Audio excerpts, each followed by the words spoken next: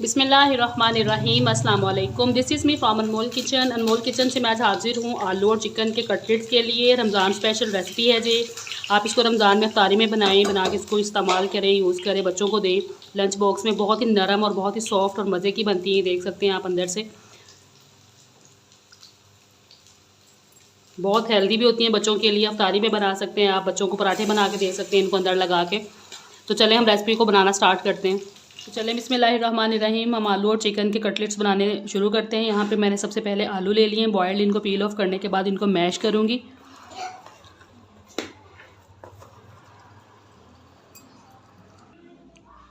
آلو ہمارے یہاں پہ میش ہو چکے ہیں۔ ابھی سب سے پہلے میں ان کے اندر ایڈ کروں گی بوائلڈ چکن ہے شریڈ کیا ہوا، یہ ایڈ کر دیں گے۔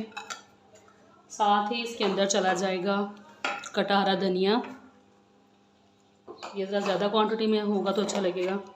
ساتھ ہی اس کے اندر میں ڈال دوں گی 2 ٹیبل اسپون کرش کی ہوئی گرین چلی، باریک کٹی ہوئی پیاز ایڈ کر دیں گے، 1 ٹی اسپون ثابت زیرہ ایڈ کر دیں گے، 1 ٹی اسپون اس کے اندر اجوائن ایڈ کریں گے۔ آلو یا بیسن کی کسی بھی ریسیپی میں اجوائن مسٹ ایڈ کیا کریں، ہاضمے دار ہوتی ہے۔ 1.5 ٹی اسپون سالٹ ایڈ کر دیں گے، 1 ٹی اسپون چلا جائے گا ہلدی کا، 1 ٹی اسپون کٹی لال مرچ ایڈ کریں گے، اور 1 ٹی اسپون ہی چلا جائے گا لال مرچ کا پاؤڈر۔ اور ان سب چیزوں کو ہم نے اچھے سے مکس کر لینا ہے۔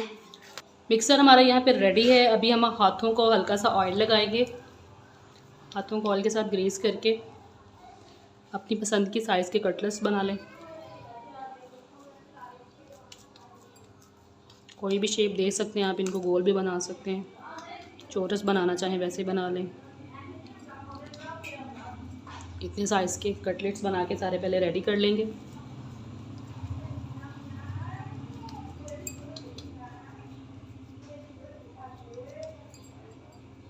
کٹلیٹس کو میں نے یہاں پہ شیپ دے کے ریڈی کر لیا سب کو۔ ابھی ہم ان کو فرائی کریں گے۔ یہاں پہ ایک ایگ لے لیں گے،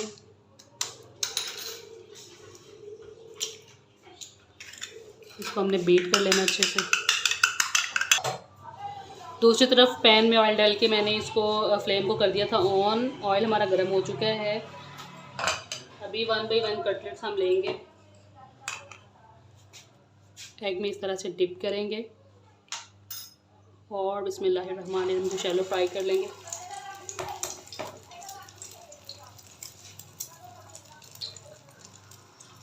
نارمل گرم آئل میں ہم نے ان کو ڈالنا ہے۔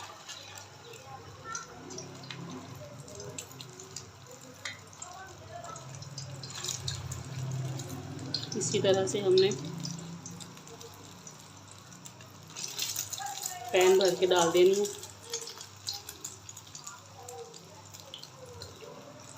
چلے جی ابھی ان کو ایک طرف سے کوک ہونے دیتے ہیں۔ ایک سائڈ سے کٹلیٹس ہمارے فرائی ہو چکے ہیں، اب ان کی سائڈ ٹرن کر دیں گے اس طرح سے۔